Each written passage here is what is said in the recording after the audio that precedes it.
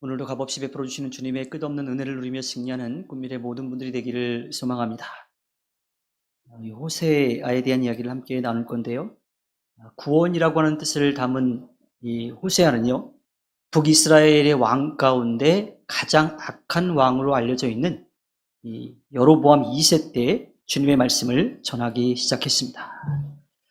호세아는 주님을 등지고 떠난 이스라엘 민족이 그에 대한 벌로 아시리아에 의해서 이 이스라엘이 무너지는 모습을 보았던 그러한 사람이지요. 주님은 호세아를 부르셔서 심판하실 것이지만 용서를 구하고 다시 돌아오기를 기다리신다는 그 말씀을 전하게 하십니다.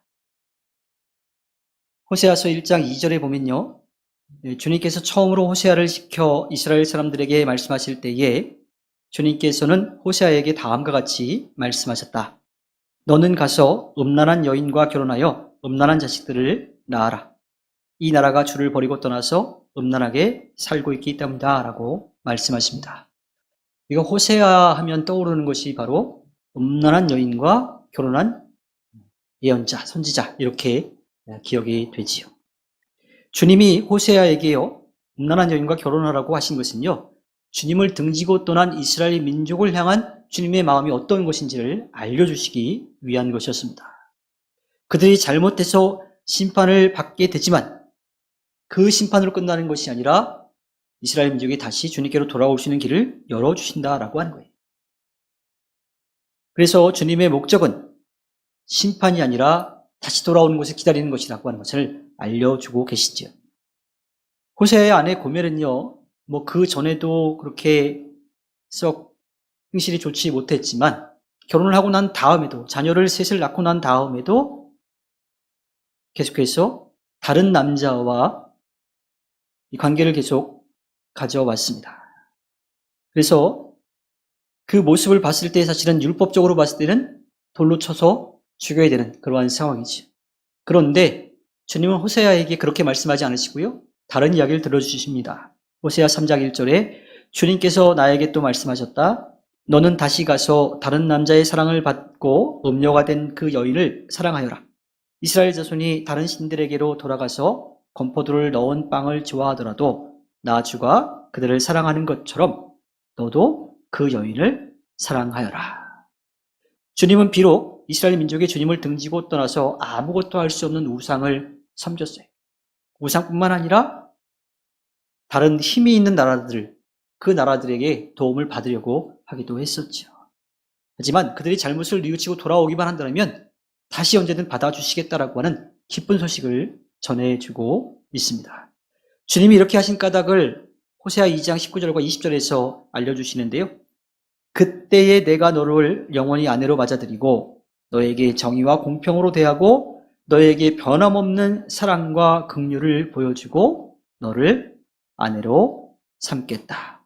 내가 너에게 성실한 마음으로 너와 결혼하겠다. 그러면 너는 나 주를 바로 알 것이다.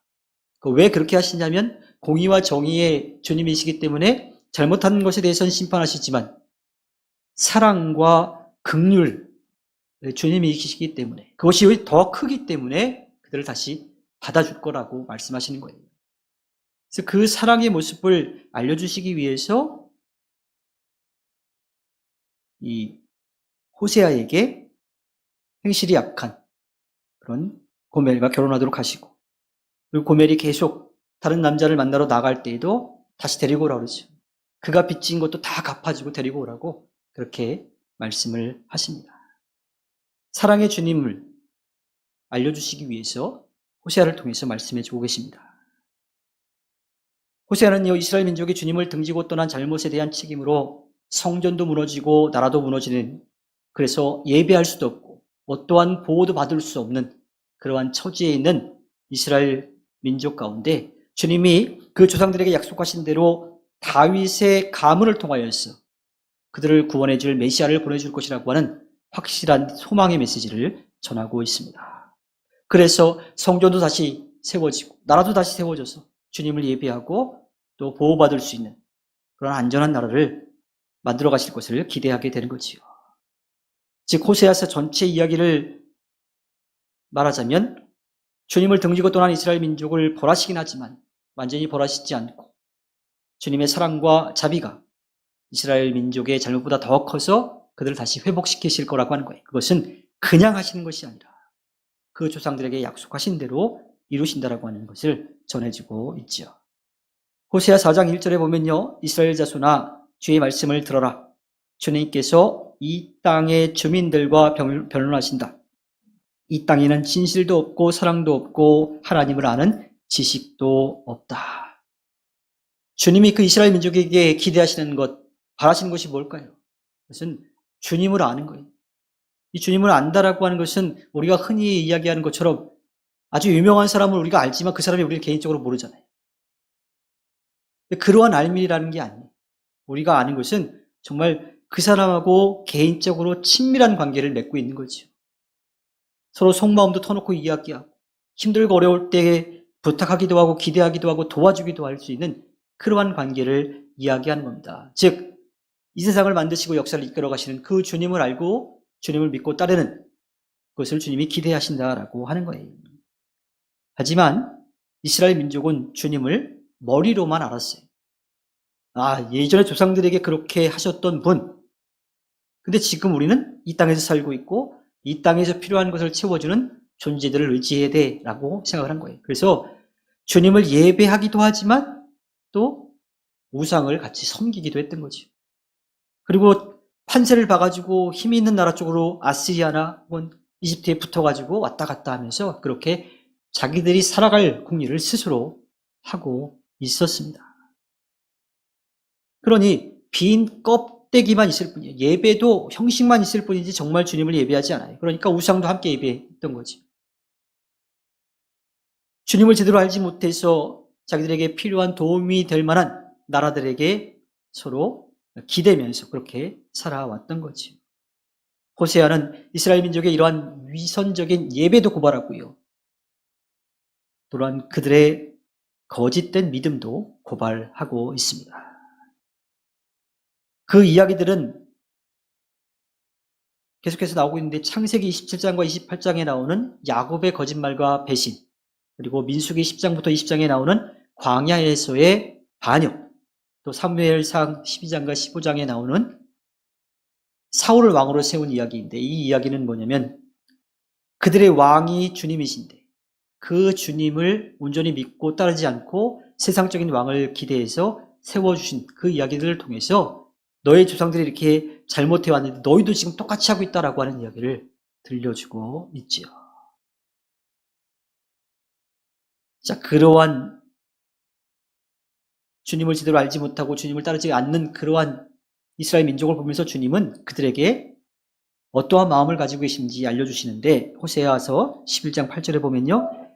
에브라임아, 내가 어찌하여 너를 버리겠느냐? 이스라엘아, 내가 어찌하여 너를 원수의 손에 넘기겠느냐?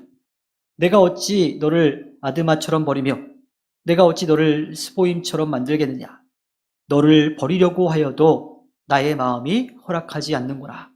너를 불쌍히 여기는 애정이 나의 속에서 불길처럼 강하게 치솟아 오르는구나.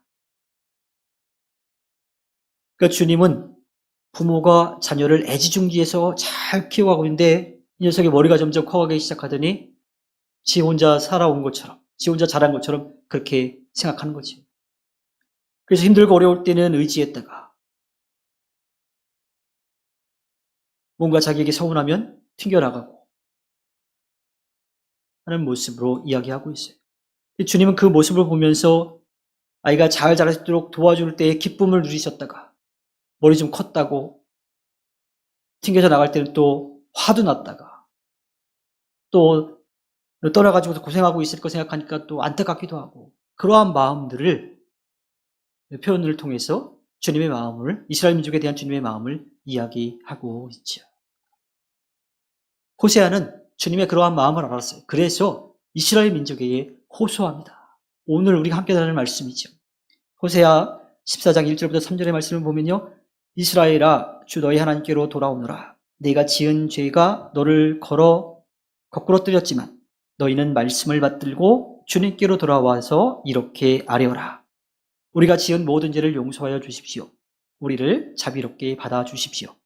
수송아지를 드리는 대신에 우리가 입술을 열어 주님을 찬양하겠습니다. 다시는 아시리아에게 우리를 살려달라고 호소하지 않겠습니다. 군말을 의지하지도 않겠습니다. 다시는 우리 손으로 만들어 놓은 우상을 우리의 신이라고 고백하지도 않겠습니다. 고아를 가엾게 여기시는 분은 주님밖에 없습니다. 앞에서 이야기한 것들을 다 정리해가지고 주님이 이스라엘 민족을 그렇게 기다리고 계시니까 이제 우리가 잘못했던 것들을 다 아시니까 숨김없이 다 고백하고 돌아오자라고 하는 거예요. 그러면 주님이 받아주신다라고 하는 거죠. 호세아는 그렇게 이스라엘 민족에게 호소하고 있습니다. 이어지는 14장 4절의 말씀을 보면요. 내가 그들의 반역하는 병을 고쳐주고 기꺼이 그들을 사랑하겠다. 그들에게 품었던 나의 분노가 이제는 풀렸다. 그렇게 주님께 회개하고 돌아오면, 용서를 구하면 주님이 났던 그 화도 가라앉게 되고 그들을 다시 받아줄 거라고 하는 이야기입니다. 이어지는 호세아 14장 5절부터 8절의 말씀은요. 내가 이스라엘 위에 이슬처럼 내릴 것이니 이스라엘이 나리꽃처럼 피고 레바논의 백향목처럼 뿌리를 내릴 것이다. 그 나무에서 가지들이 새로 뽑고 올리브 나무처럼 아름다워지고 레바논의 백향목처럼 향기롭게 될 것이다. 그들이 다시 내 그늘 밑에 살면서 농사를 지어서 곡식을 거둘 것이다. 포도나무처럼 꽃이 피고 레바논의 포도주처럼 유명해질 것이다. 에브라임이 고백할 것이다. 나는 이제 우상들과 아무 상관이 없습니다. 그러면 나는 그에게 응답할 것이다. 내가 너를 지켜주마. 나는 무성한 잣나무와 같으니 너는 필요한 생명의 열매를 나에게서 언제나 얻을 수 있을 것이다. 이스라엘 민족이 잘못을 뉘우치고 용서해달라고 돌아오기만 하면 그들이 그 당시에 가장 좋은 열매라고 생각했던 그것들을 얻을 수 있게 해주신다라고 하는 거예요. 그 가나안 땅에서뿐만 아니라 레바논, 그 주변에 있는 나라들, 거기에서 풍족하게 나는 것들을 그들도 얻을 수 있게 한다고 하는 거예요. 그늘 및 뜨거운 여름에 편히 쉴 수 있는 곳을 마련해 주시겠다라고 하는 거죠. 먹을 것, 마실 것, 그 주님이 공급해 주시는 그것을 통하여서 언제나 넉넉하게 먹을 수 있도록 해 주시겠다라고 하는 겁니다. 이것은요, 주님이 그들이 불쌍해가지고 그냥 해주시는 게 아니에요. 이미 그들의 조상 아브라함에게 약속하신 것이기 때문에 그들에게 그 일을 이루어 주실 것이라고 말씀해 주고 계십니다. 그들이 살아갈 수 있는 모든 것들을 채워주신다라고 말씀해 주셨고, 또 주님께서 그동안 이스라엘 역사 가운데 다 해주셨던 것들인 거죠. 그리고 마지막 말씀은요, 호세아서의 맺은 말입니다. 호세아서 14장 9절에 지혜로운 사람은 여기에 쓴 것을 깨달아라. 총명한 사람은 이것을 마음에 새겨라. 주님의 길은 올바르다.